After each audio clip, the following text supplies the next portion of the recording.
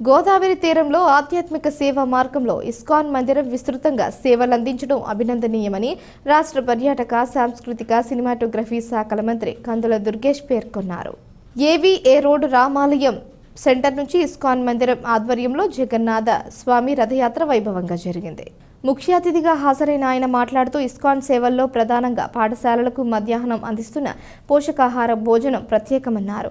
MP Daggubati Purandeswari మాట్లాడుతూ గీతాసారం జగతికి మార్గదర్శనమన్నారు.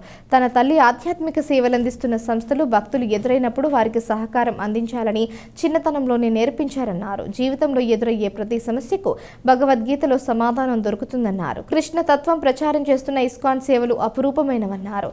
Andhra Pradesh ISKCON zonal secretary Revathi Ramana's Prabhuji మాట్లాడుతూ శ్రీల ప్రభుపాదుల కృష్ణుడి బోధనలను విశ్వవ్యాప్తంగా ప్రచారం చేశారన్నారు.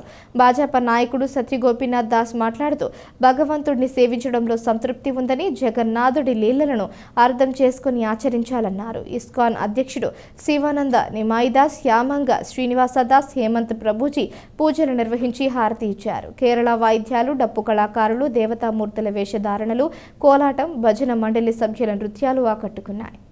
ఈరోజు పూరిలో జగన్నాథ రథయాత్ర జరుగుతూ ఉంది. దాన్ని పురస్కరించుకొని ఇస్కాన్ రాజమండ్రి తరపున ఈ యొక్క జగన్నాథ రథయాత్ర అన్నటువంటిది ఇక్కడ ఏర్పాటు చేయడం జరిగింది. జగన్నాథుని యొక్క రథం మీద జగన్నాథుని దర్శించిన, రథాన్ని లాగిన, రథం ముందు కీర్తన చేసిన, రథం వెనకాల నడిచిన పునర్జన్మ లేదు అని చెప్పి శాస్త్రాలు ఘోషిస్తూ ఉన్నాయి. ఇస్కాన్ సంస్థాపకాచార్యులు స్వామి ప్రభుపాదులు వారి యొక్క అనుగ్రహంతో ఈరోజు జగన్నాథ రథయాత్ర కేవలం పూరిలో రాజమండ్రిలోనే కాదు, ప్రపంచమంతా కూడా 4500 నగరాల్లో జగన్నాథ రథయాత్ర జరుగుతూ ఉంది. వేలాది లక్షలాది మంది ఆ జగన్నాథ రథయాత్రలో పాల్గొని జగన్నాథుని యొక్క కృపకి పాత్రులవుతూ ఉన్నారు. మీరందరూ కూడా భగవత్ నామం జపిస్తూ ఈ యొక్క రథయాత్రలో పాల్గొని ఆ జగన్నాథుని యొక్క కృపకి పాత్రులు కావాల్సిందిగా కోరుతూ ఉన్నారు.